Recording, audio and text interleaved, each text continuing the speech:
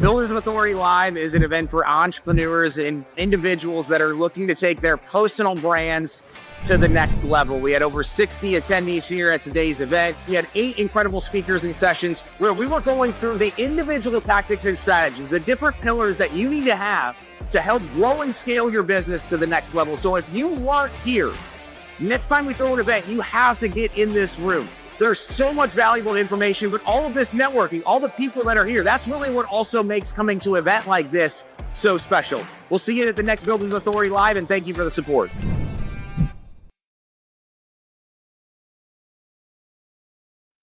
Hey, what's going on, everybody? Happy Wednesday. Thank you so much for joining us here today.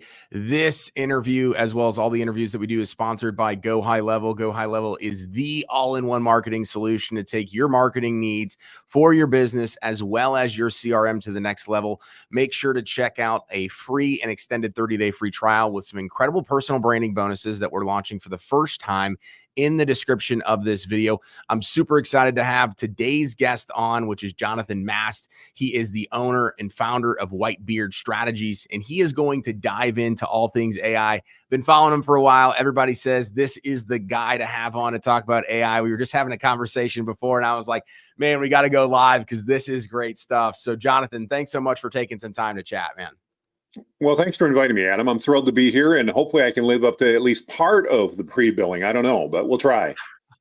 I have no doubt in my mind that you can absolutely do that and more. So why don't you give the audience just a quick overview, a quick rundown on who Jonathan is and kind of where you got to where you're at today, and then we'll dive into all the good stuff.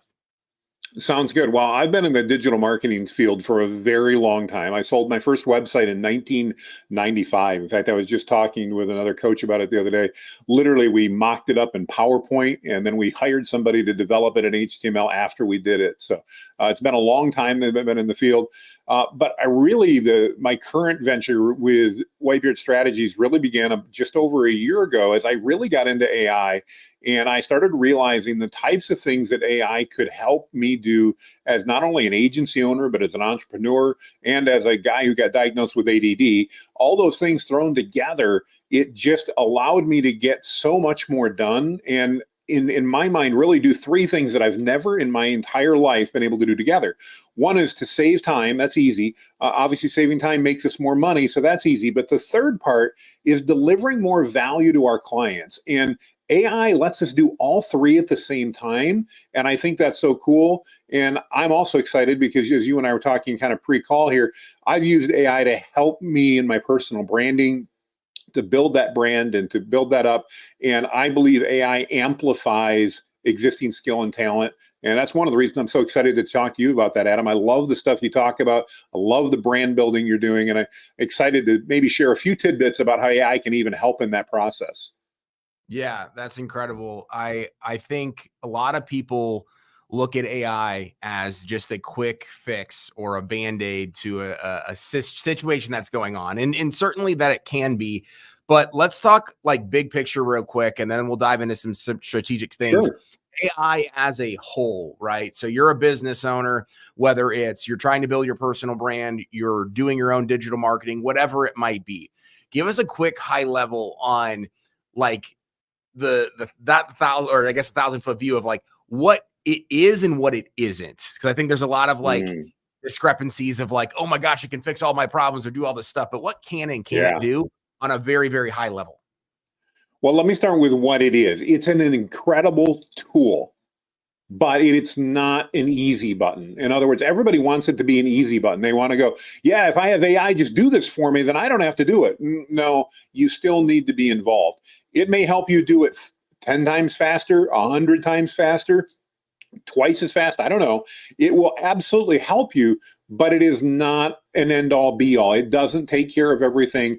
You know, I can't decide I want sushi tonight and just walk into the kitchen and have AI have it ready for me. It's not there. We're a long ways from that. And in business, we're a long ways from being at that point where it can respond to my clients and it can create my marketing content and it can develop my brand. It can help in all of those areas. It's a great tool. It's like a power hammer instead of the old-fashioned ones you got to knock with your hand.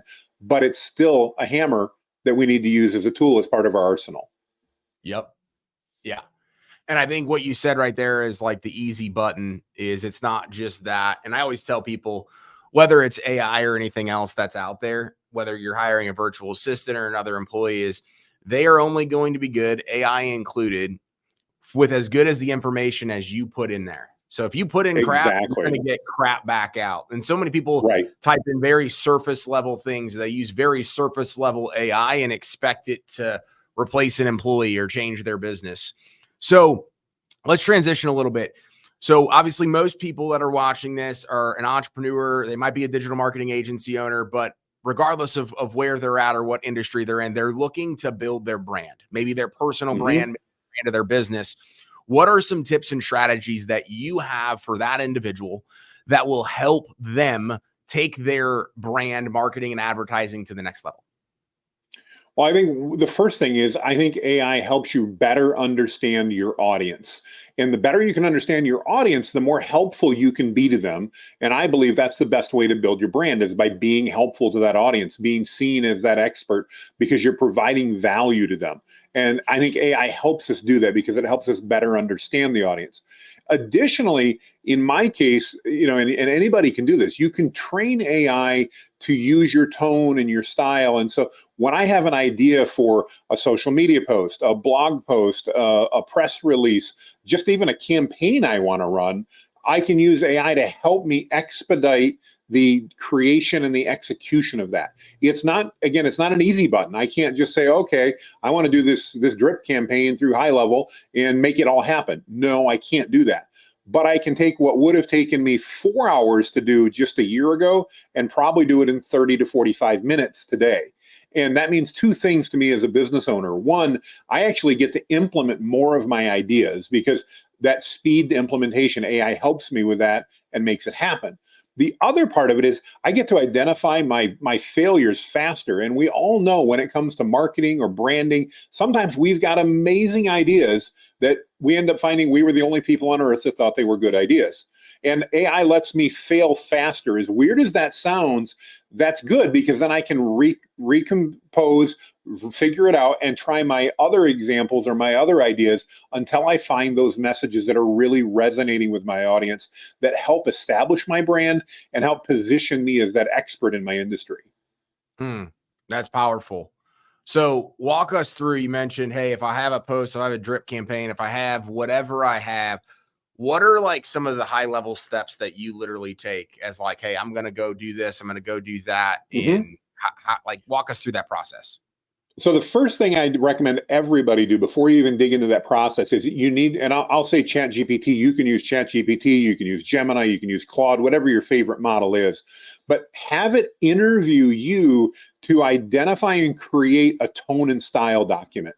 Because if you're going to use AI to create content or to help you with brainstorming or ideation or any of that, we want to make sure it sounds like you. So Adam, if you and I both do that, we're going to sound slightly differently. We may talk about the exact same topic, the exact same best practices, but we're going to say it differently. And we want AI to understand us. So that's the first thing before we begin doing anything. And I literally ask it, the goal, the objective is to create a brand and style document that reflects me, Jonathan. I want you to interview me, ask me questions, and continue asking me questions until you have enough information to create that document. Then once that's created, now I can go into starting to brainstorm. And the first thing I recommend is get a better understanding of your audience. So go, in my case, all right, I run a digital marketing agency and I provide AI coaching and consulting services. And here's the audience that I work with. Tell me what pains are digital marketing agency owners running into and what are their fears as it relates to AI? And let ChatGPT help you brainstorm and ideate through that. It'll give you tons and tons of ideas. And then pick the ideas that resonate with you most or that you think will resonate with your audience most, and then use AI to help you outline a response to that. Maybe it's a blog post, maybe it's a video, maybe it's social media. It could be a lot of different things. Don't just do one prompt and go, okay, I do AI coaching for digital agencies. What do I do next? That's not going to give you anything. But that's where everybody wants to start. We need to ask a series of questions, much like if I hired Adam, if I hired you to be a consultant and work with me on my brand, I would be candidly, I'd be really frustrated if you asked me one question and that was it. And you just said, okay, I got your plan figured out. I'd go, oh, you don't know enough about me. Yeah. So AI, we need to do that same thing. We need to understand it's like a great intelligent consultant, but we, just like you said, with a new employee, we need to teach it a bit about who we are, what our goals are, what our objectives are. Tell it is, as a business owner, here are the things I want to be accomplishing. Here's the audience I want to reach. Here's what I want to sell them. And here's how I think that's going to make their life better. And then let it help you put together content strategies, marketing campaigns, all of that. But it's not one prompt. It's a conversation that you have with the AI tool to get there. Great information. And so my next question to that is, I'm assuming, right? I know there's a lot of like bots that are built out there, whether it's built on ChatGPT or somewhere else. So are you building an individual bot for all these different strategies and things that you need? So that way, one, all the information is saved, but two, it's kind of that bot is designated to this activity. And then we have another bot for that activity, or walk us through what that looks like.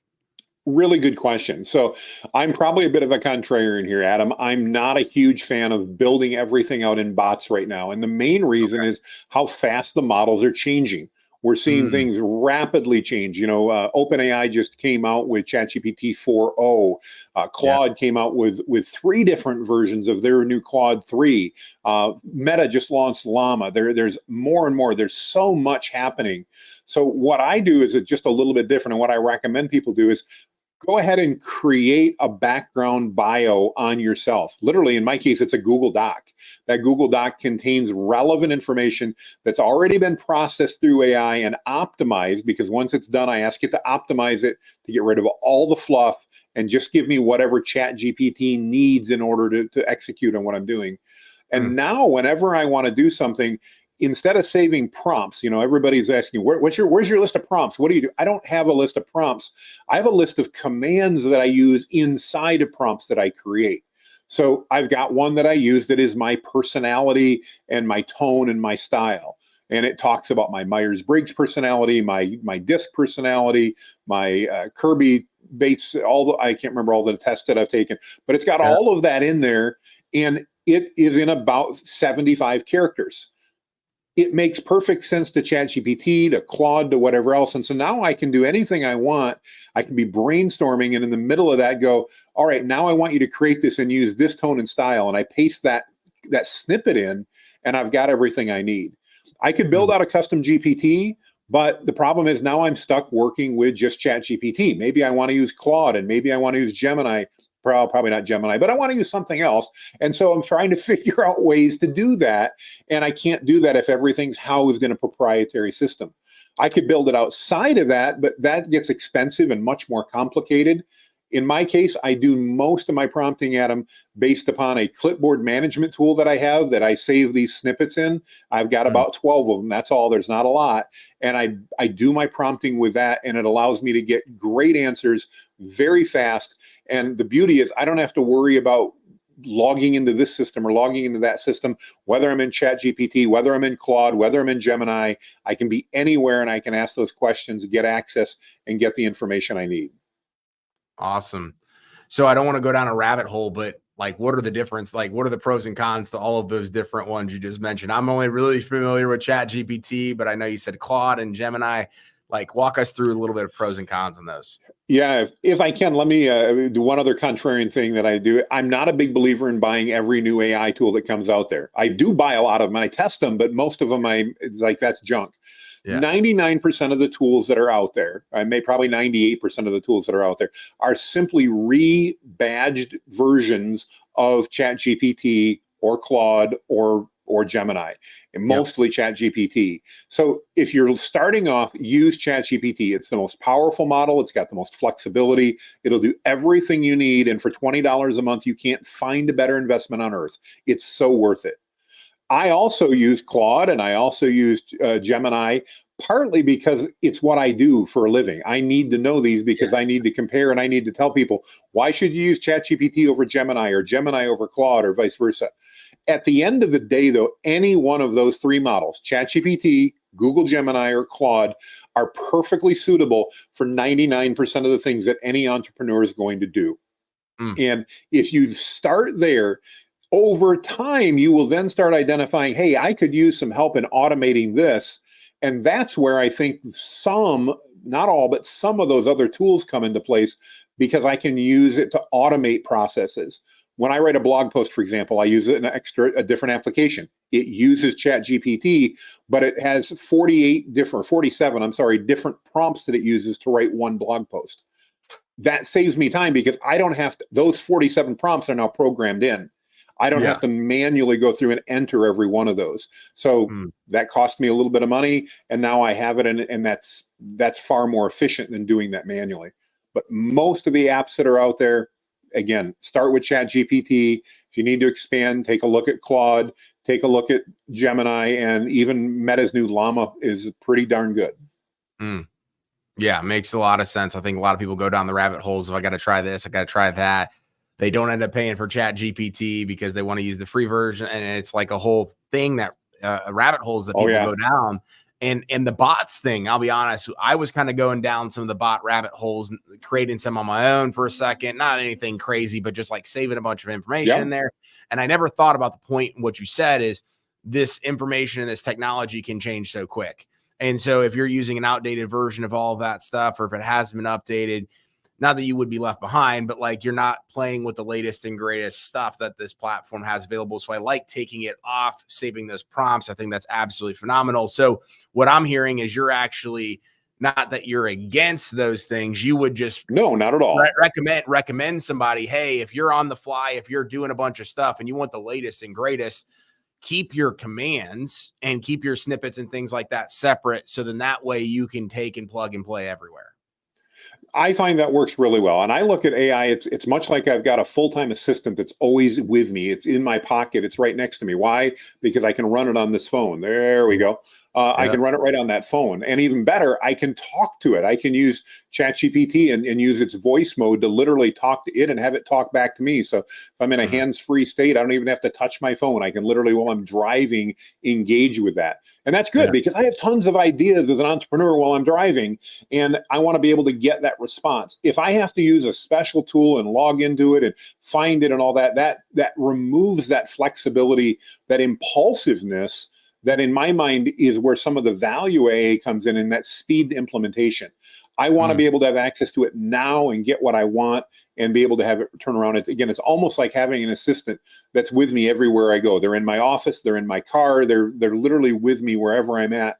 And it doesn't matter whether it's 10 in the morning or 10 at night. If I've got a brainstorm, I can find out, was it a brainstorm or a brain fart? And I can do that really quickly with AI and not have to necessarily, again, always log into this one app or trust that it's remembering it. Or as recently happened with some of the updates that ChatGPT made, some of those custom GPTs stopped functioning the way they were supposed to because they updated the model. Not all of them, but do you want to be the one where it did happen, or do you want to be in that situation where I've got my snippet, I throw that in, I can do it on my phone, I can do it on my iPad, I can do it on my computer, it doesn't matter, and I can then be more productive. And to me, that's really what AI is about. It's increasing your productivity. Yeah, absolutely. We had a question come in here from Charles Marks. What is an example of a prompt newbie question? So I'd say, like, in addition to this, or like add on to that, as like, what are like, not just like the initial, like, hey, type me up a post on Facebook, but like, what are some of the characteristics and qualities that, not just an example of a prompt, but like, what are you kind of looking to bake in there as well? Great question, Charles. So I'm a big proponent of following a prompt framework. In other words, it's like a recipe. I've got a recipe that I follow when I write a prompt. And because of that, I don't need any of these lists of prompts that everybody's trying to sell me. Adam, you've probably got them, 387 prompts that you can use for personal branding. It's only $9.99. They're junk. And I know because I've bought a lot of them. And if you actually have one of the good lists, which I haven't found yet, sorry, apologies in advance. But I follow a recipe, and my recipe for prompts is 4 steps. The first step is we have to understand that AI models are vast amounts of knowledge. So we need to tell it how we want it to act. If we're doing branding, I want to start off by saying, you're an expert at personal branding. That's it. Just tell it, okay, bring it in. It's like if my wife comes and says, we need to talk. I'm like, uh-oh, what did I do? Did I forget something? If she comes and says, we need to talk about dinner tonight, now it's no problem. I know right where we're supposed to be talking about. So do the same with AI. Act like an expert in whatever. Step 2, you Now, mentioned background. I have a quick question. Sure. So are you sending that? Because this is something I've ran into. Are you making one prompt, like I'm typing in, you are a personal branding expert, enter, and No. then go? Okay, so it's this is all part of one prompt. So 4 steps in one prompt. Okay. And I'll give you a quick, if you press shift enter instead of enter, ChatGPT won't run away with it. It'll let you just do a new line item. So it's easy. Perfect. So 1, how is it supposed to act? Number 2, background information. Adam, if you are working on a project, I wouldn't just say, write me a blog post about personal branding. I'd give you some context, who the audience was, who I wanted to do, the point I wanted to make. I'd give you some relevant background information. You need to do that. That's step 2, just the basics. Yep. Step 3 is the question. And this is the part most people just put in for a prompt, like write me a social media post about personal branding. That's all they do. The 4th step, and I don't want to lose people, but the 4th step's probably the most important. AI has been taught to make assumptions and fill in the gaps for us. Because if it acted like a 3-year-old and every time it needed more information, it went, why, we'd stop using it. Yeah. And instead, it fills in. So you need to give it permission in step 4 to ask you clarifying questions. Because sometimes I forget what I should put in, or I just don't know what I should tell it. But ChatGPT knows the variables it needs, and then you've given it permission to go, hey, Adam, what about A, B, and C? I need answers to these to give you the best possible answer. So if I'm doing this for personal branding, it might be, you're a personal branding expert. I need to create a month's worth of content that's helpful to my audience. I provide, let's just say I'm an agency. I provide digital marketing services to chiropractors. Based on this, please create me a 30-day content calendar of social media posts that will be helpful and impactful to chiropractors. Oh, and then ask me any clarifying questions you need. That's the one prompt, those 4 steps. And if you do that, you can get amazing responses out of AI. That's incredible. I'm going to have to go back and try that myself. So thanks for that tidbit. I know a bunch of people just got gold right there. One of the questions that we had coming in on Instagram Live is, there's someone that's a graphics and motion designer. He's wanting to know about the future of AI in that space, which I'm kind of intrigued by that too, because you're starting to see these logos and pictures and all that stuff pop up. So what are your thoughts or insights there? I really believe in my core that AI amplifies skill and experience. So I think if you're a good graphic designer, AI is something you need to embrace as a tool to help you do your job more efficiently, possibly even, heaven forbid, but to charge less money because you can actually get it done faster. If you can be, half the time and charge 3/4 the money, you're still making more profit in the long run. As a graphic designer or anything else, you need to embrace AI as how it will help you do your job better. Is it at a point right now where it's going to create great logos? No, because it's not going to vectorize it. It's not going to necessarily put the layers in place and all that. It may help me with ideation, but it's not, in my mind, it's not there. Now, do I use AI graphics every single day? In fact, that's part of my branding. I have a style of image that I create that has been, because of all my social posts and everything else, I use it everywhere. That style of image now is related to me. And people go, oh, that must be one of Jonathan's posts because he does those all the time. Yeah. So you can do that and do that really effectively. I think that the areas that it's going to hurt are things like stock photography sites. Because if I need a photo for an ad or for my blog post, I don't need to go spend 10 minutes searching a stock photography site anymore, only on my way home to see it on a billboard that somebody else in my area picked to put for their business. I now can create unique and custom graphics for everything that I need in my business. And if it doesn't have the level that I need, like logos in particular, then at least I can maybe help it, give that to my graphic designer to go, hey, here's some things I'm thinking of. Now go make it look perfect based upon that. So I believe it's a tool that graphic designers and anybody for that matter need to embrace to figure out how they use that. When the internal combustion engine came out, and I live in a community with a lot of Amish and buggies around, so they still have buggy whips around here. But when the internal combustion engine came out, most buggy whip manufacturers stopped producing buggy whips because people bought cars and not horse-drawn carriages anymore. And I saw the same thing happen. I'm old enough. I remember when PCs came on the front and ended up on our desktops, and people are like, I'm not going to use one of those. They'll fire me first. Well, they didn't get fired the first year or the second year, but by the third or fourth year, if you weren't using Lotus 1, 2, 3, you were going to lose your job because it was so much more efficient than using a ledger. And therefore, AI, I think, is going to be that same thing. We need to figure out how we leverage it to make us better at our jobs, to deliver more value. Mm. Well, I kind of compare like that, obviously, to a lot of the digital marketing agencies that are out there. And obviously, I'm not like massively running an agency like I had been previously, but I'm playing around with a lot of the SEO AI and all the different tools because I own a couple of service-based businesses and we're working on some of our own websites and things like that. And I just go back to look at it because I'm in these communities, as I'm sure you're in many of these communities where people are like, oh my gosh, this is gonna, you see, typically you see people that are like, oh my gosh, this is gonna like take agencies away. And then you're seeing other people that are like, this is the greatest thing since sliced bread because I can charge less or I'm making more on what I was already charging people. But then there's like the creative people like you and I kind of in the middle and many other people that are like, okay, it doesn't fix everything. It's not the worst thing that's ever, but I look at it as like, I still know certain SEO. You still have to know the algorithm behind all of this stuff and the hidden tricks, the secret sauce that you can maximize the work that you're doing by connecting both ends of those worlds. But that's always going to be the differentiation. And I tell people a lot of times, like, you're going to see a couple things happen, I think, in the digital marketing agency world. You're going to see agencies turn to more consultants of bringing in strategists and bring those things. Done are the days of the massive, button pushers and all those different things. And you're going to start to see more and more companies like you used to be able, like I used to work with a lot of contractors. If it was a contracting company in certain industries over like 5 or 10 million, you almost guaranteed that there was going to be somebody internally that was going to be doing some of the marketing or at least a marketing manager. You're now going to see the barrier to entry, meaning that companies less than that are going to have their own internal marketing departments.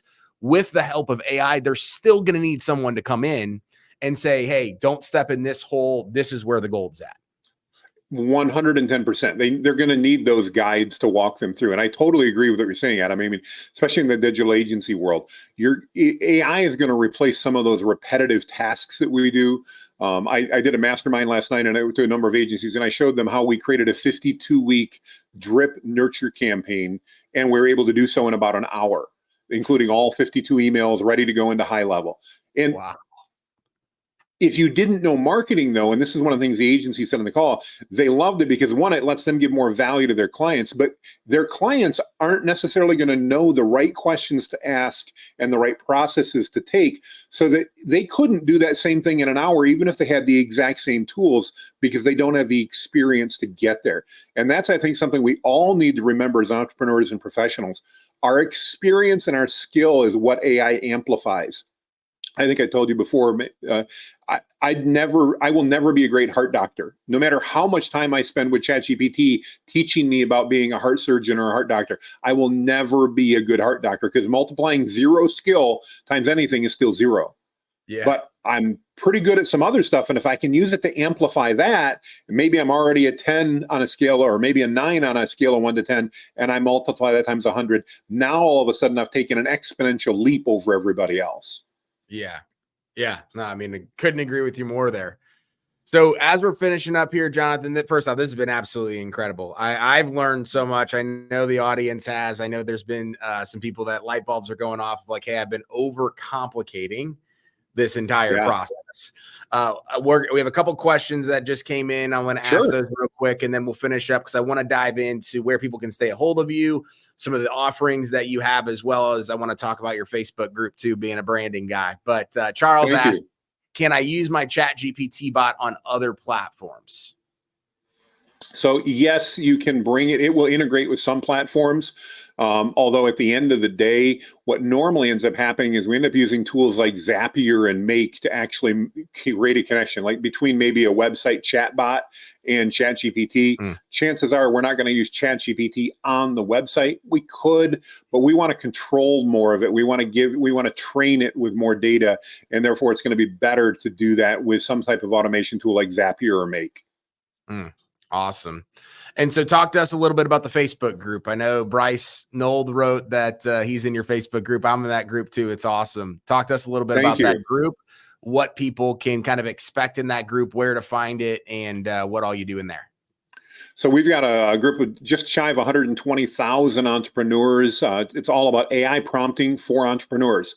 And we focus there on providing value, helping people learn how to use prompts. Lots and lots of examples from members that are posting things they've done, everything from graphics to social media to SEO things, all kinds of stuff that gets posted, literally in many cases, hundreds of different posts a day. But our goal there is simple. It's to give value without selling. So what you're not going to find there is a bunch of people selling you stuff because they get banned every time we find them. So that's good. To join the group, the fastest way to do it is simply go to jonathanmast.com/linktree.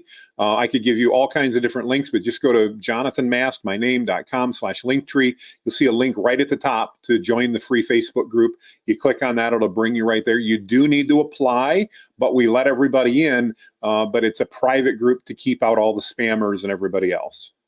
Love it. How did you, so when did the group launch? And then how did you, I'm just intrigued by that many people. I know I'm in the group. It's awesome. But talk to us a little bit about like where it got started and how it grew so fast. I'd love to tell you it was perfect planning on my part, Adam, but unfortunately it was more like perfect advantage of opportunity. I was literally at home on a Saturday, didn't have a honey-do list to work through. And I said, I think it'd be fun to start a Facebook group talking about AI prompting, because I sensed as I was just getting into this happened just over a year ago, 1st of May, I think it was, of 2024 or 2023. There's a lot of business owners that want to learn how to use it, but they're just not sure where.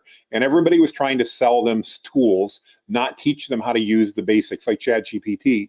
And so that's all I did. I started with that. And I really stuck in with something that you teach of adding value. I tried to add value. I wanted to publish content that was relevant and usable and helpful, that helpful content that Google talks about, even though they're not indexing my group. I wanted to give them helpful content. And at first, just like when you begin your personal brand, you kind of wonder why you're doing it, because nobody's responding. Nobody's paying much attention. The first 90 days, I don't think we had maybe 1,000 people in it in 90 days. But in the last 30 days, we've added 20,000 people. So, it's a snowball rolling downhill that keeps growing and keeps growing. And we have our rocks that we hit that knock some snow off, and maybe we don't grow as fast for a few weeks. But the whole goal there and the whole purpose has been to add value to business owners, to teach them how to use AI in very practical and straightforward manner. Incredible. Well, if you're watching this and you're not already in that group, go make sure to join that group. Jonathan, thank you so much for coming on, man. This was absolutely incredible. I knew it was going to be good, but I'm excited about everything I learned to be able to go implement it myself. So thank you so much. Well, thanks for having me on. It's been a pleasure, and look forward to chatting some more. Absolutely. And if you're watching this video, make sure again to go join the Facebook group, go follow Jonathan, follow him on Facebook, add him on Facebook, all that good stuff. And I made a post earlier today, but we have 5 extra tickets left for our BOA Live happening in 2 weeks to the day here in St. Louis. Going to be incredible. 80 plus people, 8 speakers, all in downtown St. Louis. You can go to buildauthority.co/event or click the link in the description, and we'll see y'all next time. Thanks for joining.